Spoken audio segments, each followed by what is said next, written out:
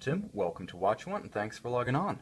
Today, we're going to share the Roger Dubuis Sympathie 46 millimeters in 18 karat rose gold. This watch proves that you can have masculinity in a dress watch without anonymity. Now, a lot of times, you find yourself in sort of a catch-22 with a dress watch. You want something that is refined, that is elegant, that is traditional in its proportions, in its detailing, in its discretion, but you don't necessarily want a watch that's very small, a watch that's a bit of a shrinking, almost reticent presence. You want something that's expressive, that has some boldness and strength to it.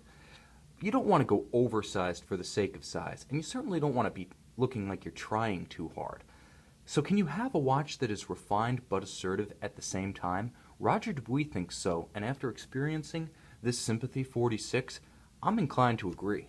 Now on the wrist, let me give you a sense of the fit of this, because this is an ultra-thin watch. It's a 46 millimeter ultra-thin watch, 18 karat rose gold on my wrist, 6 1/3 inches, 16 centimeters in circumference.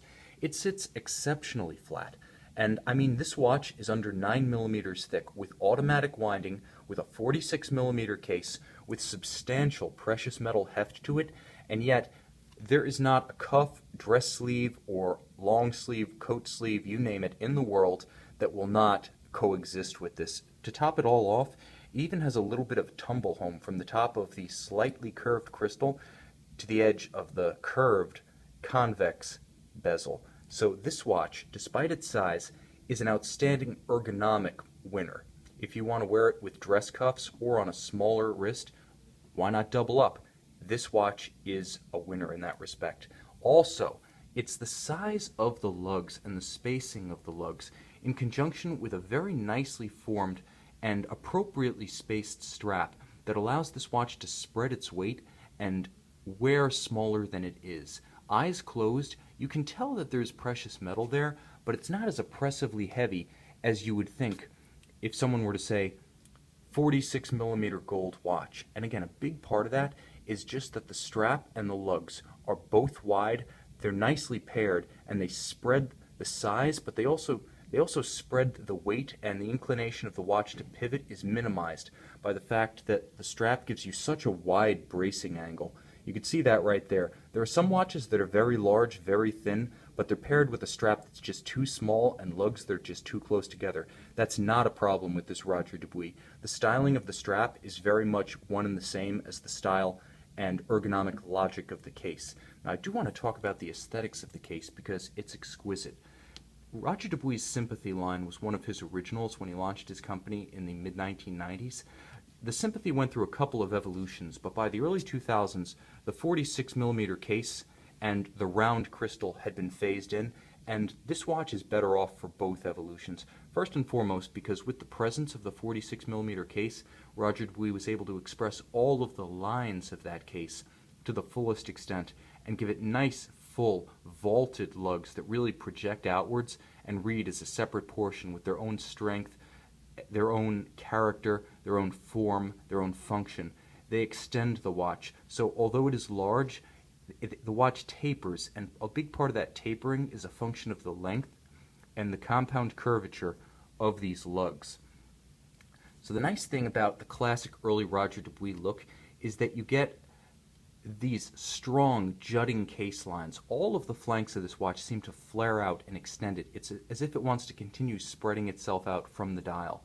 Because of the thrusting lines of the case, the watch has a tension in it, as though it's being pulled apart by some external force, and it really endears it to me, and it lends itself to a more dynamic look than a traditional dress watch.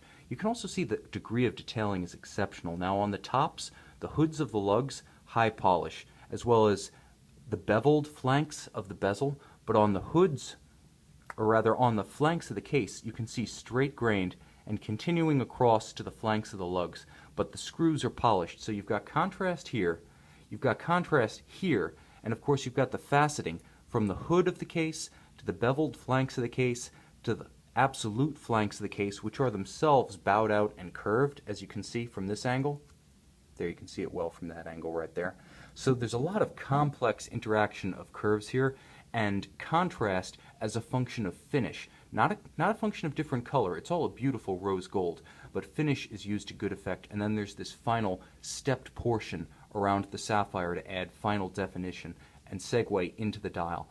Now the dial is a white sort of opaline hybrid.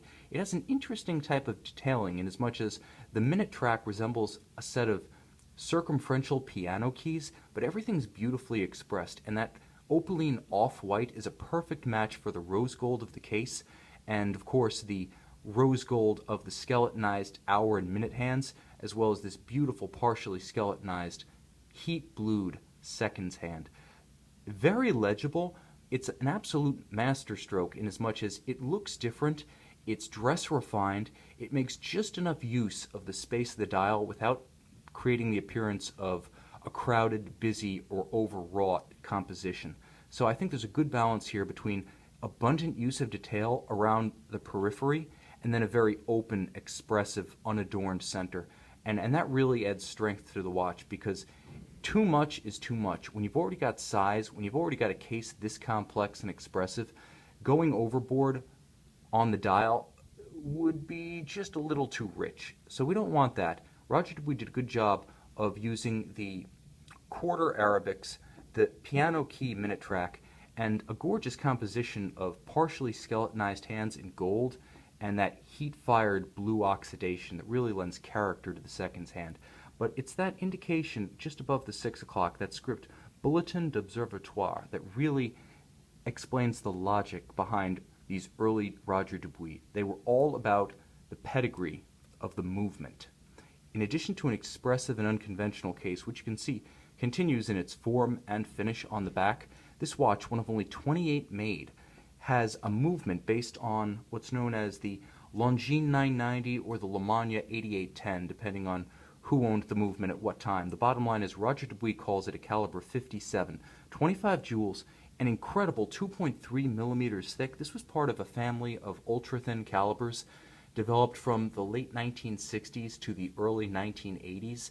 And if you want to think about watches in this continuity, watches that are in this pantheon, think of the JLC caliber 920 of 1967, which became, for instance, the Audemars Piguet 2120, which became the Patek Philippe 28 255. Think about movements that are all-time greats, that powered the Nautilus, that powered the original Royal Oak, that powered the Vacheron Constantin 222.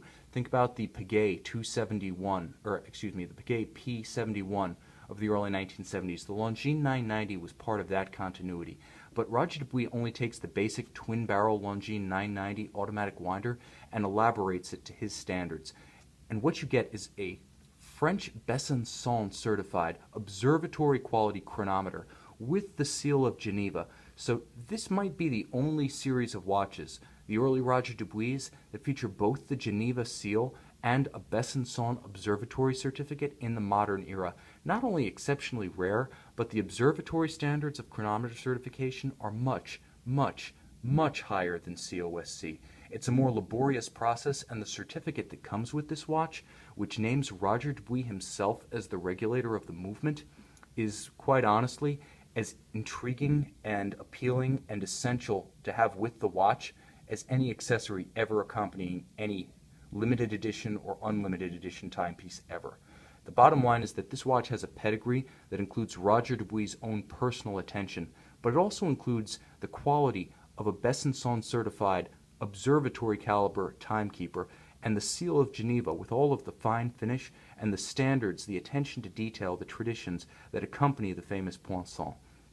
So what kind of finish are we talking about? Well, we're talking about black polish on the screw heads, on the swan's neck regulator, on the stud holder itself, and the index, everything including, and this is what really surprised me, but when I looped this watch to get a sense of what degree of finish I was going to be describing, I could even see in the keyless works visible through the main plate that there is black polish on the clutch lever and other elements of the keyless works. So we're talking about something that's almost completely obscured, finished to the highest optical standard. That is love, folks, and it's a beautiful sight to see. Other standard elements of Geneva finishing executed to a far above standard level of resolution, quality, I would say virtuosity even, include the Côte de Genève linear in this case, and the abundant fat anglage. Now there are two types of anglage. That's mirror polished edges of bridges, of levers, of elements that would normally have shear edges with burrs from machining or stamping or cutting. But on everything from the flanks, the interior flanks of the rotor, to the bridges themselves, the anglage is so broad and regular and optically smooth that you can appreciate it, and you can see the gleam of it right here under my thumb. You can appreciate it without a loop. This is a masterpiece, but it's also a remarkably accessible masterpiece. Very visible. The fact that the case is a little bit larger than the movement makes it easier to get a view of the surroundings, and that goes double for the abundance of tight and regular machine-turning perlage around the base plate. This Roger Dubuis Sympathie 46mm in 18-karat rose gold is an outstanding option for someone who wants a dress watch with the visual strength of a sports watch, but the discretion and refinement of Geneva's most traditional and exquisite high horology. And if that sounds good to you, this Roger Dubuis Sympathie 46mm in 18-karat rose gold just may be the watch you want.